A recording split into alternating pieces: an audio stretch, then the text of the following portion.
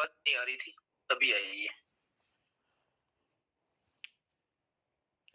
जी शुरू करें।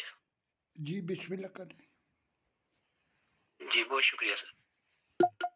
अऊज़ु बिल्लाहि मिनश शैतानिर बिस्मिल्लाहिर रहमानिर रहीम। हमारी परसों की भी कुछ आयत रहती हैं, तो आयत नंबर 56 से हम शुरू करेंगे इंशाल्लाह आज। आयत नंबर 55 में अल्लाह तबारक व तआला ने सय्यदना ईसा अलैहिस्सलाम के बारे में फरमाया कि जब मैंने उनसे कहा कि मैं तुम्हें पूरे का पूरा अपनी तरफ ले लूंगा और तुझे बुलंद कर दूंगा, अपनी तरफ उठा लूंगा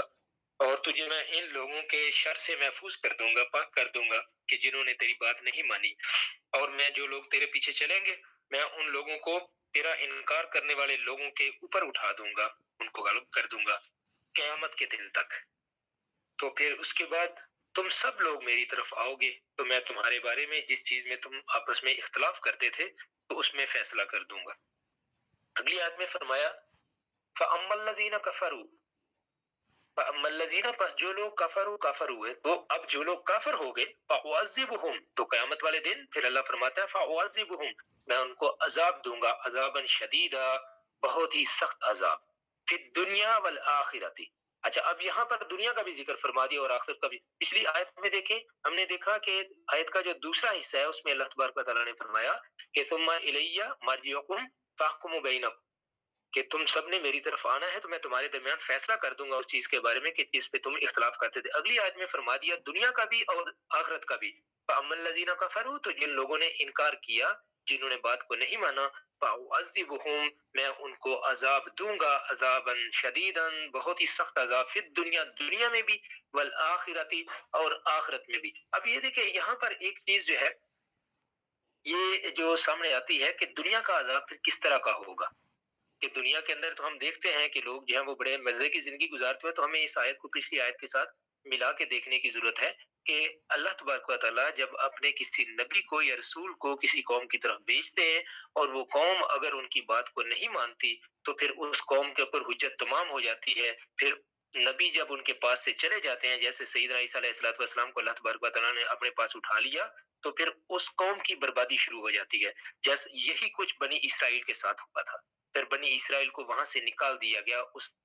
सारे के सारे इलाके से,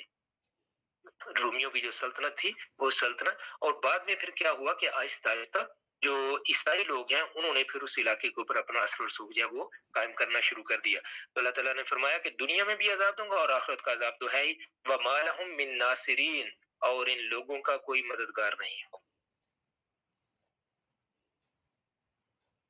अब ये देखें यहूद के ऊपर हम देखते हैं कि किस तरह की आफतें इन लोगों के ऊपर आई सैयदना ईसा अलैहिस्सलाम के बाद, और इसकी रीजन क्या थी कि इन्होंने अल्लाह के नबी का, अल्लाह के रसूल का इनकार किया। सैयदना याह्या अलैहिस्सलाम का भी इनकार कर दिया, और सैयदना ईसा अलैहिस्सलाम जो इनके पास सबसे बड़ी निशानी बन के आए थे, आखिरी निशानी जो यहूद के लिए उस मतलब जो बनी इसराइल के जो अंबिया थे उनमें से जो आए वो सैयदना ईसा अलैहिस्सलाम,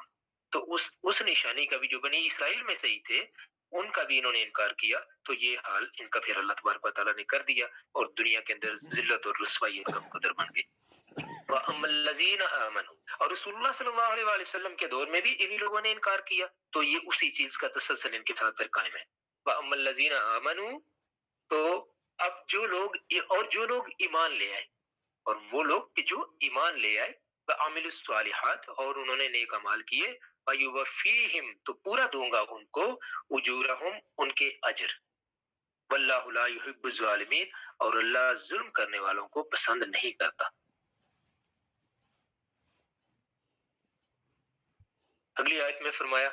ज़ालिका, ये सारी की सारी बातें, नतलूहु, पढ़ते हैं हम, अलैका, आपके ऊपर, मिनल आयाति, अपनी निशानियों में से, ये जो हमारी आयतें हैं ये हम आपके ऊपर पढ़ते हैं, व ज़िक्रिल हकीम, और नसीहत है इनमें हिकमत वाली, तो हम आपके ऊपर अपनी आयतें और हिकमत वाली नसीहत आपके ऊपर पढ़ रहे हैं। तो अब ये आयत और इसके साथ की जो आगे 5 आयत आ रही हैं, रसूलुल्लाह सल्लल्लाहु अलैहि वसल्लम की तरफ इल्तिफात की हैसियत रखती है।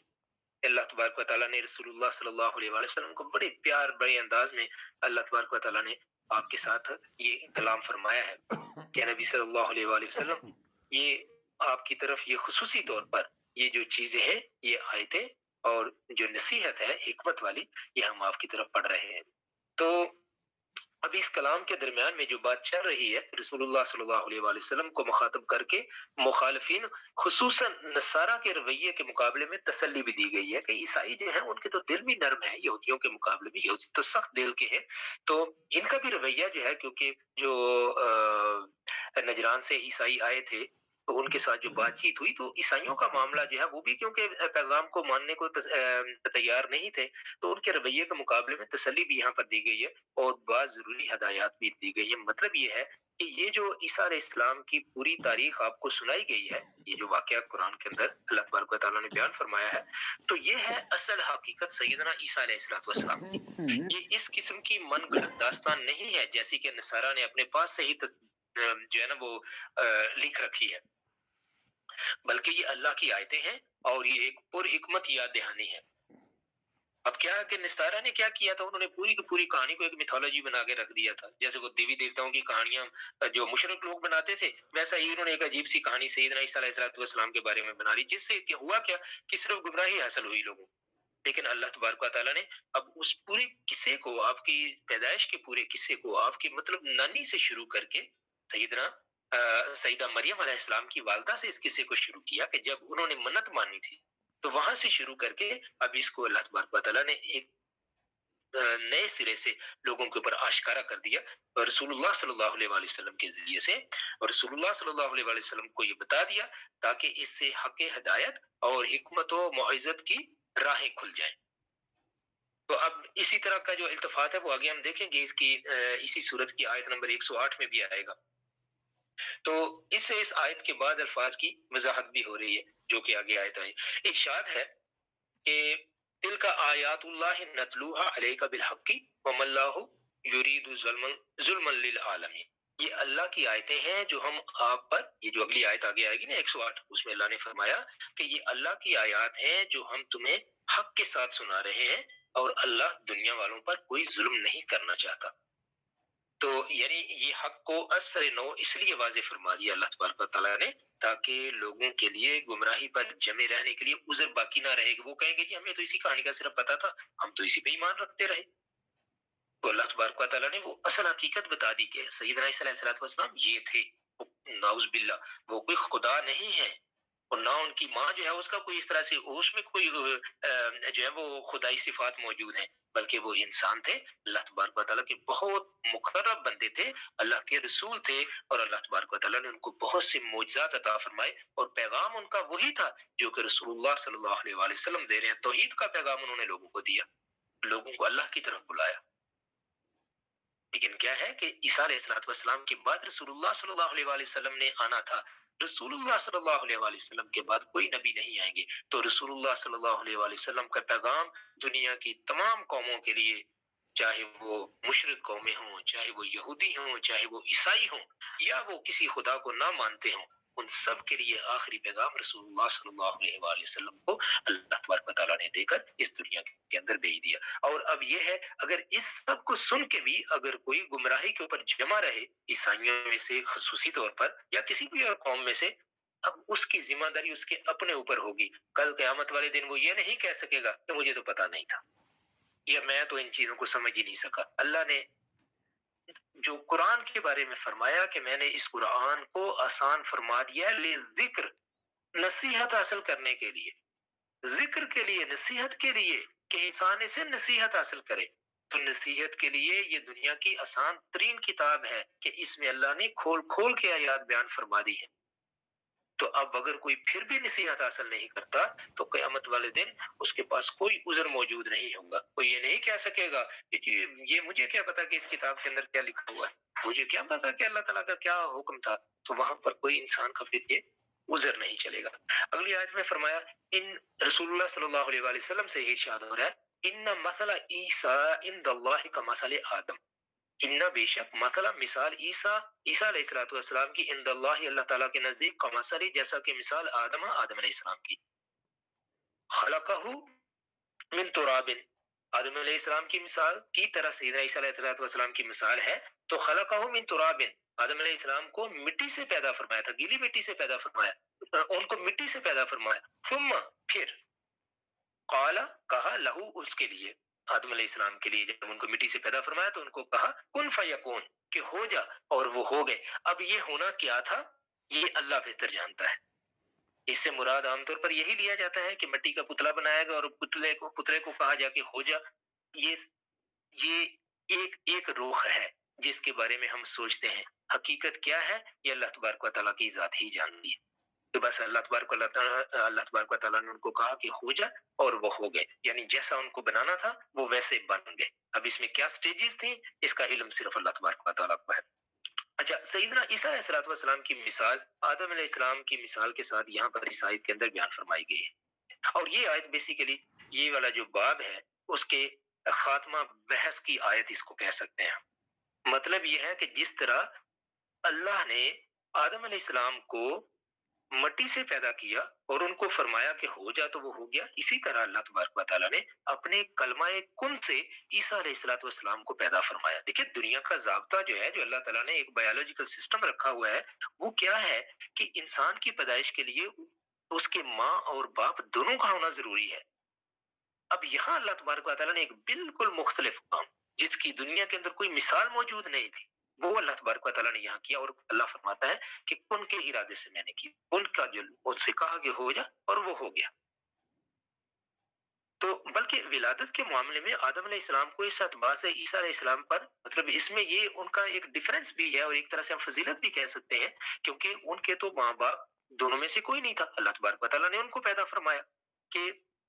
लेकिन यहाँ पर सैयदना ईसा अलैहिस्सलातु वस्सलाम का जो जिक्र आया है, इनकी तो कम से कम माँ तो मौजूद है ना, कि इनकी विलादत जो है वो जब सैयदना ईसा अलैहिस्सलातु वस्सलाम की विलादत माँ के पास हुई है, तो किस तरह से कह सकते हैं कि भाई वो खुदा थे। एक इंसान पैदा हो रहा है एक और इंसान के घर में, तो उसको खुदा कैसे कहा जा सकता है? अब जो लफ्ज इब्न का इस्तेमाल जो किया गया, जिसका जिक्र पहले भी आ गया, तो अब जिस तरह पैदाइश के मामले से किसी मुगालते के लिए कोई वजह मौजूद नहीं थी, इसी तरह इब्न के लफ्ज से भी अगर नसारा थोड़ा सा सोचते, अकल से काम लेते, तो किसी गुमराही में पड़ने की कोई वजह नहीं थी। तो ये पहले जैसे हमने बयान कर लिया ना, 2-3 दिन पहले हम बात कर रहे थे कि तौरात और इंजील में इब्न का लफ्ज सिर्फ सैयदना ईसा अलैहिस्सलातु वस्सलाम के लिए इस्तेमाल नहीं हुआ, बल्कि आदम अलैहिस्सलाम के लिए भी इस्तेमाल हुआ है उन्हीं तौरात और इंजील के अंदर। तो जो हमारे पास इस वक्त यानी मौजूद है, जैसे कि इंजील लूका में तीसरा बाब और 38वीं उसकी आयत के अंदर फरिश्तों के लिए भी इस्तेमाल हुआ है। तो अब बेसिकली लोगों ने सैयदना याकूब अलैहिस्सलाम के लिए भी इस्तेमाल हुआ। अब फरिश्तों के लिए जो इसके लिए इस्तेमाल है, इसकी पूरी तफसील जो है ना मौलाना अमीन हसन इसराई साहब ने अपनी तफसीर के अंदर दी हुई है कि कौन कौन सी, जो मिसाल के तौर पर फरिश्तों के लिए इस्तेमाल हुआ है, तो ये किताब पैदाइश जिसको जेनेसिस कहते हैं, पहला चैप्टर है, तो उसमें जो किताब पैदाइश है उसमें ये उसकी आयत नंबर 2 और 4 है, उसके अंदर है सैयदना याकूब अलैहिस्सलाम के लिए भी इस्तेमाल हुआ है, और इसके लिए इस्तिस्ना ये किताब और इसकी अंदर मौजूद है। नसारा के लिए भी इस्तेमाल हुआ है यूहन्ना के अंदर, और किसी को माबूद बनाने के लिए अगर ये लफ्ज काफी है, तो फिर सैयदना ईसा अलैहिस्सलातु वस्सलाम की कोई तखसीस नहीं है, जिनके साथ भी ये लफ्ज लगा है, फिर नऊज़ मिन ज़ालिका, इसका मतलब ये होगा कि वो सारे के सारे माबूद बना लिए जाएं। तो ऐसी बात नहीं है, ये लफ्ज बंदे के मानी में भी होता है, जैसे कि अब्द जो है उसके बारे में हमने बात की थी ना पहले, तो यहाँ पर ये जैसे अब का लफ्ज है उसके बारे में बात की थी, इसी तरह से इब्न का लफ्ज जो है ये भी दोनों मानी के अंदर इस्तेमाल होता है। और पुराना जो बेसिकली दौर था, ये क्योंकि सारे ट्रांसलेशंस हैं अभी जो हमारे पास हैं, खुसूसी तौर पर जो इंजील है तो उसके तो ट्रांसलेशंस हैं, तो पहले क्या होता था कि जब ट्रांसलेशंस की जाती थी तो हर दौर में लोग अपने अल्फाज में ट्रांसलेशन किया करते थे। जैसे देखिए कुरान पाक की जो, अगर हम तर्जुमा देखें ना, हम जो शाह अब्दुल अजीज रहमतुल्लाह अलैह का है, अब आप उसकी उर्दू आप देखिए, वो पहला गालबन उर्दू का तर्जुमा था बरसीर पाक व हिंद में, तो उसकी उर्दू आप देखिए और आज की उर्दू देखिए, बहुत से लोगों को तो समझ नहीं आएगा कि भाई ये किस तरह की उर्दू लिखी हुई है, उसमें जो अल्फाज हैं वो आज के अल्फाज नहीं है। इसी तरह से जो आज लोग तर्जुमा कर रहे हैं, तो उनके जो अल्फाज वो बयान कर रहे हैं, वो अल्फाज कल जब लोग आएंगे तो उनके मुआशरे के अंदर जो अल्फाज होंगे, कुरान वही होगा, लेकिन वो अपनी जुबान में जब उसको ट्रांसलेट करेंगे, तो फिर उसके लिए जब वो अल्फाज इस्तेमाल करेंगे, वो अल्फाज आज की तरह के नहीं होंगे। इसका मतलब ये नहीं कि सारे के सारे अल्फाज एकदम तब्दील कर देंगे, मतलब ये है कि जुबान क्योंकि तब्दील होती रहती है, वक्त के साथ साथ इसमें तब्दीली आती है। जिन अल्फाज के जो मानी आज हम इस्तेमाल कर रहे हैं, आने वाले दौर में उनके मानी तब्दील हो जाएंगे। جیسے دیکھیں آج ہمارے پاس اپنی لغت کے اندر ہمارے بہت سے ایسے الفاظ ہیں عام زبان میں جو ہم بولتے ہیں، لغت میں ان کے معنی دیکھیں تو معنی کچھ اور ہے، لیکن جسے ہم کہتے ہیں غلط العوام ہو گئے، لوگوں نے ان کو جیسے بولا لوگوں نے اسی طرح سے ان کو روائی دے دی ہے۔ جیسے دیکھیں ہمارے ہاں بھی یہاں پر ایک لفظ اکثر بولتا ہے، ہمارے دوست بھی کئی بول جاتے ہیں کہ میں نے تو یہ بات منو ان کر دی، بالکل غلط، بالکل مطلب آدھا غلط، یہ ان صحیح ہے، من بالکل غلط، یہ ہے منو ان، من مطلب سے اور ان مطلب کے بارے میں، یعنی جس سے تھی اور جس کے بارے میں تھی میں نے ویسے کی ویسے، لیکن ہم اس کو کیسے بولتے ہیں اردو زبان میں؟ ہم کہتے ہیں منوان۔ اب یہ منوان جو ہے نا یہ آگے چلتا جائے گا چلتا جائے گا، اور آج تو اگر کوئی لوگ بات کر بھی لیتے ہیں نا کبھی منوان کہنا چاہیے، آگے چل کے لوگ ہو سکتا ہے اس پہ بھی بات نہ کریں تو وہ اس کو من ہی پڑھنا شروع کر دیں، مطلب ایک پاسبلٹی موجود ہے، تو یہ زبانوں کے ساتھ یہ چیز چلتی ہے۔ اسی طرح لفظ غلیظ ہے، اردو کے اندر ہم غلیظ اگر کہہ دیں تو اس کا مطلب بہت خراب بنتا ہے، لیکن اگر اس کے جو لغت میں معنی ہے وہ لیں تو اس کا مطلب ہوتا ہے گڑھ۔ تو اب جو الفاظ ہم جن معنی میں استعمال کر رہے ہیں ضروری نہیں کہ ان کی اصل معنی بھی وہی ہوں، اور یہی حال جو ہے کہ مجھے بھی ذاتی طور پر یہ لگتا ہے کہ یہی لفظ جو ابن کا ہے یہ بھی انہی معنی کے اندر لوگوں نے استعمال کیا، اور آگے چل کے ہوتے ہوتے یہ لفظ جو ہے انہوں نے اس سے مراد حقیقی بیٹا لینا شروع کر دیا، کیونکہ بعد میں آنے والے لوگوں کو تو نہیں پتا ہوگا نا کبھی ٹرانسلیٹر نے ٹرانسلیشن جو ہے وہ کس سینس میں کی تھی، تو اس لیے ٹرانسلیشن کرنے والوں کے اوپر یہ بہت بڑی ذمہ داری عائد ہوتی ہے، اور جب ٹرانسلیشن کرے تو اس چیز کا بہت زیادہ خیال رکھیں کہ چیز جو ہے وہ اپنے اصل معنی سے نہ ہٹ جائے۔ اس طرح سے بہت سے لوگ ہیں وہ شعروں کا جب ترجمہ کرتے ہیں لفظی ترجمہ کر کے انگریزی کے اندر وہ شعر کا مطلب بھی تبدیل ہو، کیونکہ شعر سب سے زیادہ نازک چیز ہوتی ہے تو ان کا مطلب بھی بالکل چیز، تو اسی طرح سے جو الہامی کتابیں ہیں ان کو جس انداز میں اللہ تبارک و تعالیٰ نے بیان فرمایا، اور خصوصی طور پر قرآن پاک جس طرح سے اللہ تبارک و تعالیٰ نے اس کو بیان فرمایا ہے، ان چیزوں کو ہمیں سمجھنے کی بہت زیادہ ضرورت ہے۔ سمپل لفظی ترجمہ کر کے ہم بہت سی چیزیں ہم نے دیکھا اپنے اس ترجمہ کے دوران بھی کہ بہت سی باتیں اگر ہم لفظی ترجمہ پہ آئے تو سمجھ میں نہیں آتی، تو ہمیں پھر با محاورہ ترجمہ کرنا ہوتا ہے جس سے وہ سمجھ آتی ہے، تو اسی لیے ترجمہ کو ہم بڑی احتیاط کے ساتھ ہمیں یہ لفظ استعمال کرنا چاہیے۔ جب ہم کہتے ہیں قرآن پاک کا ترجمہ تو ہمیں یہ چیز ذہن میں رکھنی چاہیے کہ ترجمے سے مراد ہماری یہ ہے کہ ہماری عقل کے مطابق، ہماری سمجھ کے مطابق، ہماری زبان میں ہم نے جو اس کے معنی لیے ہیں وہ، اسی لیے اس کو کہا جاتا ہے ترجمہ المعانی، کہ یہ معنی کا ترجمہ ہے، مطلب جو ہم سمجھ سکے ہیں اس کا ترجمہ ہم کر رہے ہیں اپنی زبان کے اندر۔ اگلی آیت کی طرف چلتے ہیں، آیت نمبر 60۔ اللہ تبارک و تعالیٰ نے فرمایا الحق من ربک، یہ سب کچھ حق ہے، سچ ہے آپ کے رب کی طرف سے، فلا تکن من الممترین، تو آپ شک کرنے والوں سے میں سے مت ہو جائیے۔ تو اب جیسے یہ ہم نے کہا کہ پچھلی آیت جو ہے وہ اتمام تھی اس سارے کے سارے قصے کا، تو اب یہاں پر جو بحث اتمام حجت کے آخری نقطہ پر پہنچ گئی ہے، اس وجہ سے قرآن نے یہ کہہ کر بات مکمل کر دی کہ یہ ساری کی ساری باتیں آپ کے رب کی طرف سے حق ہیں، تو مزید بحث اور گفتگو کا دروازہ ہی بند کر دیا گیا۔ اس جملے میں مولانا نے یہ فرمایا ہے اس میں کہ یہ والا جو اس میں جو مبتدا ہے نا، اس کا جو آغاز ہے کہ کس بات کو کہا جا رہا ہے کہ الحق، تو وہ یہاں پر جو ہے وہ محذوف ہے، اس کو یہاں بیان نہیں کیا گیا اللہ تبارک و تعالیٰ نے، کیونکہ یہ پچھلے سارے قصے کے ساتھ پوری پچھلی جو آیات ہیں ان کے ساتھ جڑا ہوا ہے، تو اب یہ اس کی ساری جو توجہ ہے وہ بیسیکلی یہ کب ایسا ہوتا ہے، تو اس کا مقصد یہ ہوتا ہے کہ مخاطب جو ہے جس کے ساتھ بات کی جا رہی ہے اس کی ساری توجہ خبر پر مذکور کروائی جائے کہ یہ بات جو کہی جا رہی ہے یہ ساری کی ساری سچ ہے، یعنی سیدنا عیسیٰ علیہ الصلوۃ والسلام سے متعلق اصل حقیقت یہی ہے جو قرآن نے واضح کر دی ہے، باقی جو کچھ ہے وہ سب نصارہ کی افسانہ ترازی ہے، انہوں نے اپنے پاس سے کہانیاں بنائی ہوئی ہیں، جیسا کہ انسانوں کا عام معمول ہے کہ انسان بات کچھ سنتے ہیں اور آگے پھر لمبی کر دیتے ہیں اس کو، مطلب کہانی کو بہت لمبا لے جاتے ہیں۔ اقبال کا شعر ہے نا بڑا خوبصورت، انہوں نے فرمایا ذرا سی بات تھی کہ اندیشہ عجم نے جسے بڑھا دیا ہے فقط ذوق داستاں کے لیے، معذرت کے اقبال کا شعر اس طرح سے مجھے نہیں پڑھنا چاہیے، بڑے جو ہے وہ اس کو ایک خاص روانی میں پڑھا جاتا ہے، تو مقصد یہ تھا کہ اس بات کو واضح کر دیا جائے کہ بات کو نصارہ نے اس طریقے سے جو معاملہ تھا اس کو بڑھا چڑھا کے اس میں داستان ترازی کی اور بہت مرچ مسالے لگا کے عجیب و غریب سی ایک داستان بنا کے رکھ دی، جیسا کہ عام دنیا کے اندر ہوتا ہے۔ تو اب یہاں پر یہ جو ارشاد فرمایا فلا تکن من الممترین، اس میں ظاہر خطاب اگرچہ رسول اللہ صلی اللہ علیہ وآلہ وسلم سے ہے، لیکن اس طرح کے مواقع پر جیسا کہ بہت سی اور جگہوں پہ قرآن پاک میں آ چکا ہے، روئے سخن رسول اللہ صلی اللہ علیہ وآلہ وسلم کی طرف نہیں بلکہ امت کی طرف ہوتا ہے کہ کہیں تم لوگ شک میں نہ پڑ جانا۔ کہا تو ظاہر ہے قرآن رسول اللہ صلی اللہ علیہ وآلہ وسلم پہ اتر رہا ہے، تو قرآن رسول اللہ صلی اللہ علیہ وآلہ وسلم سے ہی کہا جائے گا، لیکن ایکچوئل جو مخاطبین ہوں گے وہ ہوں گے، کیونکہ رسول کا ایمان تو اللہ تبارک و تعالیٰ نے جو ان کو ایمان دیا ہوا ہے وہ تو مکمل ایمان ہے۔ تو امت کے لیے یہ پھر ان کو سمجھانے کے لیے یہ بات کہی جاتی ہے کہ تم لوگ اس سے کوئی کسی قسم کے کسی شک میں نہ پڑ جانا، اور اگر اس میں کوئی عتاب مضمر ہوتا ہے تو اس کا تعلق در حقیقت مخالفین سے ہوتا ہے، تو لیکن وہ لائق خطاب ہی نہیں رہ جاتے مخالفین، تو کیونکہ اب انہوں نے تو مانا ہی نہیں ہے نا، تو اس وجہ سے ان سے بات کرنے کی بجائے نا پھر اپنوں سے بات کر دی جاتی ہے۔ ایک اور چیز یہ دیکھیے، ہم نے ایک ہم اپنے پاکستان میں دیکھتے ہیں نا کہ بات کرتے ہوئے ہم نے بات کسی سے کہنی ہوتی ہے لیکن ہم کسی اور کی طرف منہ کر کے بات کر دیتے ہیں، تو وہ بیسیکلی وہ ان کو سمجھانے کے لیے بھی بات کر دی جاتی ہے کہ یہ سچی بات ہے، کسی شک میں نہ رہنا۔ تو یہ ساری کی ساری جو آپ کو بتایا گیا ہے یہ حق ہے اللہ تبارک و تعالیٰ کی طرف سے۔ آیت نمبر 61 میں اللہ تبارک و تعالیٰ نے فرمایا فمن حاجک، تو جس نے آپ کے ساتھ جھگڑا کیا، بس جو کوئی آپ سے جھگڑا کرے، فی اس میں اس سارے معاملے کے اندر من بعد ما جاءک من العلم، اس کے بعد کہ جو علم اللہ تبارک و تعالیٰ نے آپ کو دے دیا، آپ کی طرف آ چکا قرآن کے ذریعے سے، قرآن میں جو اللہ تبارک و تعالیٰ نے آپ کو عطا کر دیا، فقل پس کہہ دیجئے تعالوا آجو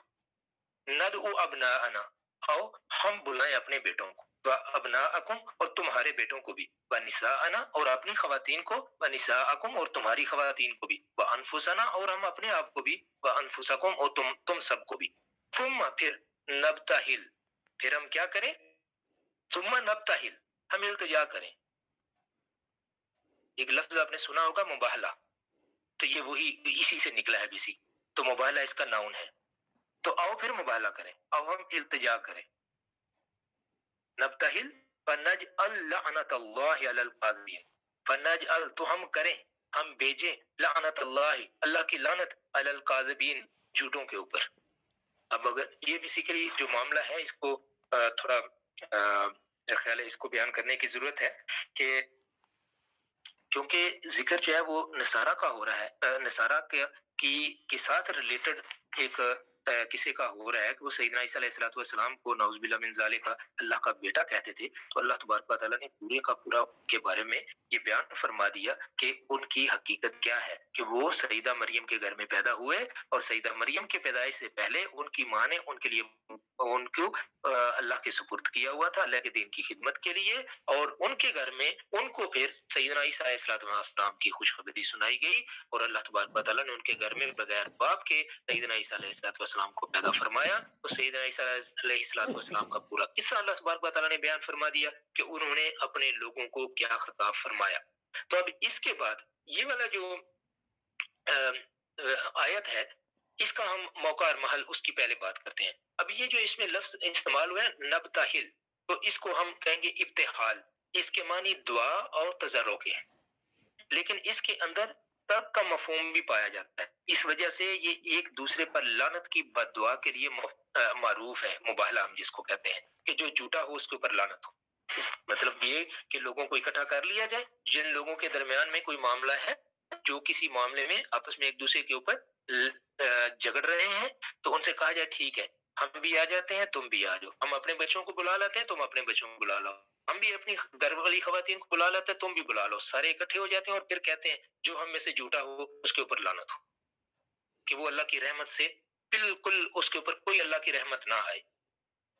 تو یہ اس طریقے سے یہ والا اس معنی میں اس کو عام طور پر لیا جائے۔ تو جن معاملات میں بنائے اختلاف کوئی عقلی اور استدلالی چیز ہو، ان میں تو مسئلے کو طے کرنے کا صحیح طریقہ اگرچہ عقل اور استدلال ہی ہے، لیکن جہاں عقل اور استدلال کے تمام مرحلے طے ہو چکے ہوں، مخاطب دلیل اور حجت سے بالکل آری ہو، حق اس کے سامنے سورج کی طرح روشن ہو، اس کے لیے اس سے گریز و فرار کی کوئی راہ نہ ہو، لیکن وہ محض اپنی بات کی اپنی بات پہ اڑے رہنے اور اپنی ہٹ درمی کی آن قائم رکھنے کے لیے اپنی بات پر اڑا ہو تو ایسے مواقع کے لیے مباہلہ کا طریقہ آخری چارہ کار کی حیثیت رکھتا ہے۔ تاریخ سے ثابت ہے کہ نصارہ نے قرآن کے اس چیلنج کو قبول کرنے کی جرات نہیں کی، جس سے یہ بات آخری درجے میں واضح ہو گئی کہ سیدنا عیسیٰ علیہ السلام کے بارے میں وہ اپنے موقف کو صحیح نہیں سمجھتے، کیونکہ اگر وہ صحیح سمجھتے ہوتے تو پھر وہ مباہلہ کے لیے آ جاتے۔